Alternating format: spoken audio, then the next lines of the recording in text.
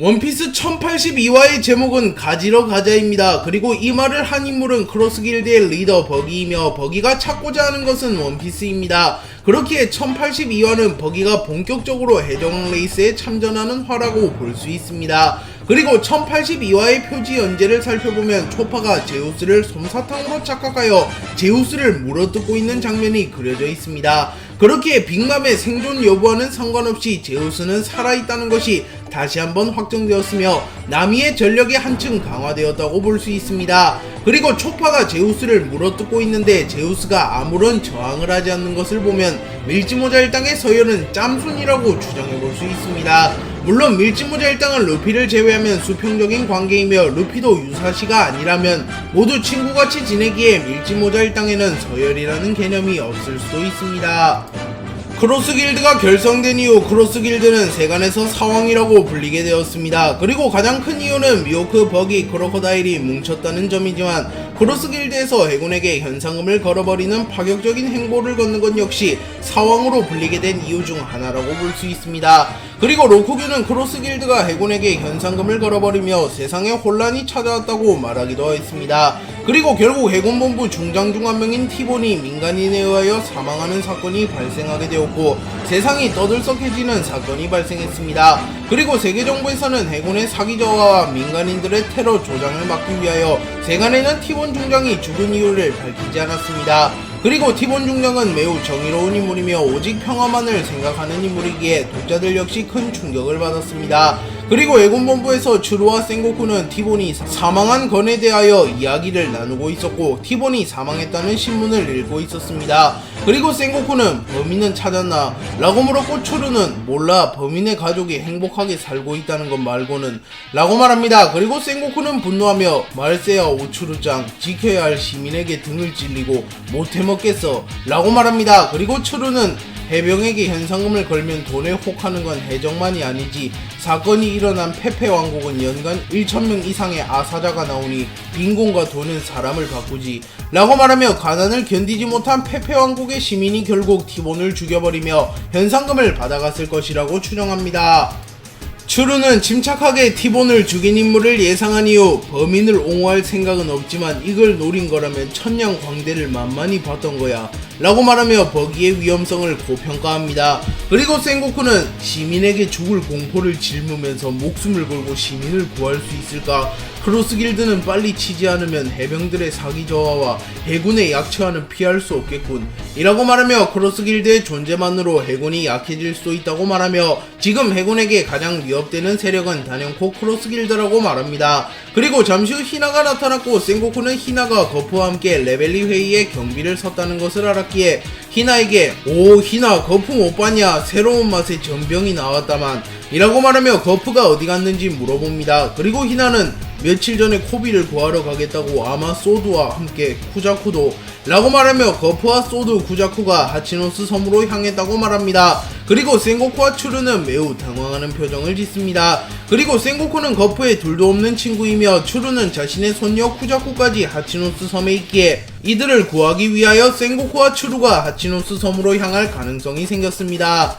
크로스길드의 거점인 신세계의 칼리 이바리 섬에 티본 대령을 잡은 장본인이 나타났고 티본 대령을 잡은 인물은 어느 노인이었습니다. 그리고 버기는 용케 바다를 건너왔군, 잘했다, 뒷사회의 제왕들이 기뻐하고 있다고, 악의 거성 탄생하다 라고 소리칩니다. 그리고 노인은 가족에게 돈을 보내주셔서 감사합니다 라고 말하며 약속을 지킨 버기에게 감사 인사를 했고 버기는 당연하지, 너는 해군본부의 중장을 한 명 없앤 악의 카리스마다. 사건 당일 해병들은 패닉이었지. 놈들한테 걸리면 참수 확정이다 라고 말합니다. 그리고 노인은 겁먹으며 이제 평생 가족과 만나지 못해도 일가족이 굶어 죽는 것보단 이라고 말하며 눈물을 흘립니다. 그리고 버기는 걱정 마라, 너는 내가 해적으로서 돌봐주마 라고 말하며 자연스레 노인을 크로스길드에 합류시킵니다. 그리고 만약 이날 찾아온 인물이 노인이 아니라 전력을 갖춘 강자라면 버기는 고작 몇억 베리로 해군본부의 중장을 죽일 수 있는 강자를 자신의 부하로 받아들일 수 있었기에 이를 보면 버기의 사업 소환이 탁월하다는 것을 알 수 있습니다. 그리고 버기의 부하들은 너 알고 있는 거냐? 사왕 천냥 광대 버기님은 어중이 떠중이 해적은 아련도 못하는 높으신 분이라고. 잘 봐둬라, 저게 진짜 버기님이다. 진짜 버기, 진짜 버기 라고 환호합니다. 버기가 노인을 크로스 길드에 합류시킨 이후 버기의 수하들이 버기를 찬양하고 있던 찰나에 크로스 길드의 조선공이 나타나 실례합니다 질버기님 이라고 말했고, 버기는 누가 질버기냐 라고 말하며 당황합니다. 참고로 버기는 과거에도 부하의 말을 멋대로 오해하여 부하를 숙청한 적이 있을 만큼 말귀가 어두운 인물입니다.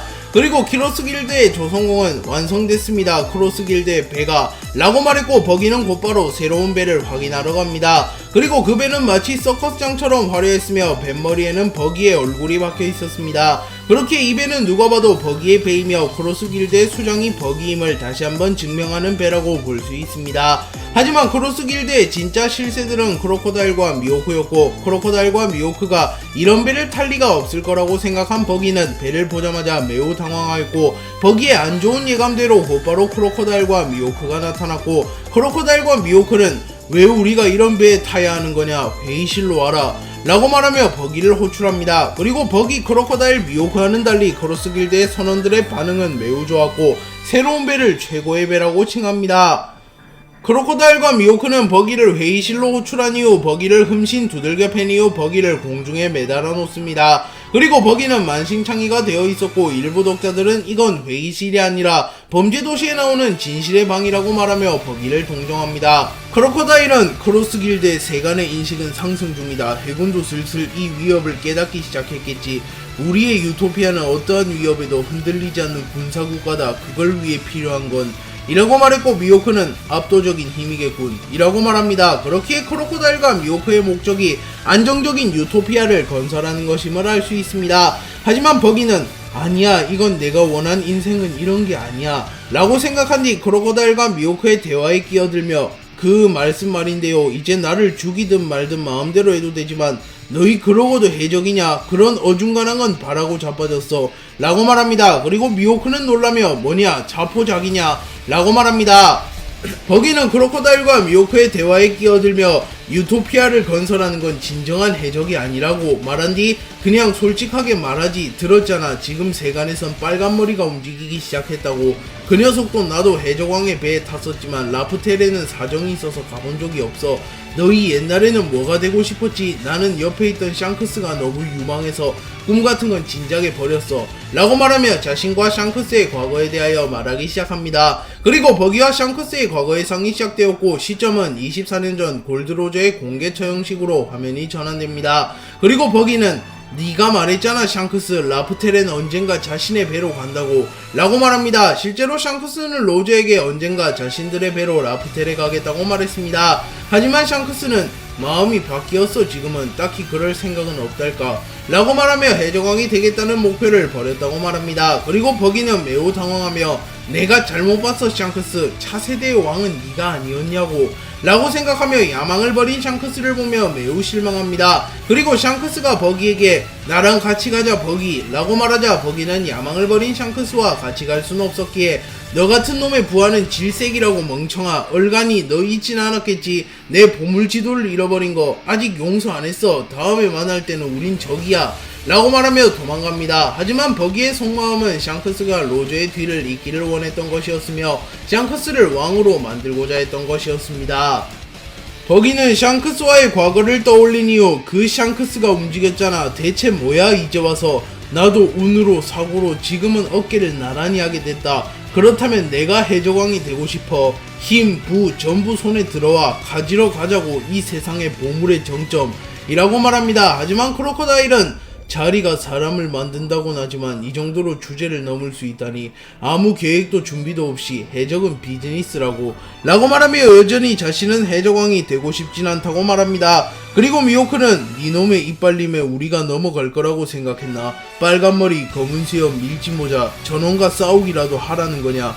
라고 물었고, 버기는 앞지르면 된다고, 보물은 쟁탈전이야. 이 말을 들은 해적들은 모두 원피스를 찾아서 바다로 뛰어들었어 라고 말하며 해적왕이 되기 위해 굳이 모든 상황을 꺾을 필요는 없으며 원피스를 먼저 차지하기만 하면 된다고 말합니다. 실제로 로저도 당시 최강이었던 흰수염, 시키, 빅맘 등을 모두 꺾진 않았으며 먼저 원피스를 찾아내며 애적왕에 등극했습니다. 그리고 버기는 미호크와 크로커다일이 제지할 틈도 주지 않고 전보벌레를 통하여 크로스 길드원 모두에게 너희들 너희 말이야 뭘 꿈꿔서 바다로 나온 거냐, 다음 순간에 죽을 수도 있지만 너희들의 목숨이 외치고 있지 않느냐, 현실에 안주한 얼간이들아 가장 원하는 것을 손에 뻗어라, 너희에겐 내가 있다, 가지러 간다 원피스를 이라고 말합니다. 그리고 이 말을 들은 크로커다일과 미호크는 분노했지만 이 둘을 제외한 크로스 길드의 선원들은 모두 눈물을 흘리며 버기를 신처럼 떠받듭니다. 그리고 해적의 본질을 파악한 뒤 누구보다 높은 야망을 가진 버기야말로 진정한 크로스 길드의 리더라고 볼 수 있으며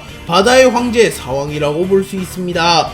사부는 레벨리 회의에 난입한 이후 혁명군의 간부들과 함께 쿠마를 구출한 이후 루루시아 왕국으로 도주합니다. 그리고 그곳에서 이무의 폭격에 휩쓸린 것처럼 묘사되었으나 사부는 다행히도 히무의 폭격 당시 루루시아 왕국에 있지 않았고 성공적으로 혁명군에 복귀하는 데 성공합니다. 그리고 혁명군의 새로운 간부들이 공개되었고 이들은 각각 동서남북을 담당하는 간부들이었으며 이름은 지론, 겐보, 아히루, 우시아노입니다. 그리고 사부는 혁명군의 본거지에 복귀한 이후 이벤을 루루시아에 베야 나중에 설명할게, 일단 모두 쉬게 해줘 라고 말합니다. 그리고 사부는 루루시아 왕국에서 혁명군이 되고자 하는 이들을 모두 데리고 왔고 우유소녀라고 불리우는 모다도 포함되어 있었습니다. 그리고 사부는 드래곤 이완코브와 함께 회의실로 들어간 이후 자신이 지금부터 할 얘기는 듣기만 해도 위험한 얘기라고 경고한 이후 성지 마리조아에서 벌어진 진실을 전부 얘기할게 라고 말합니다. 그리고 사보의 이야기에는 존재 자체가 미스터리인 인물인 이무가 포함되어 있을 것이며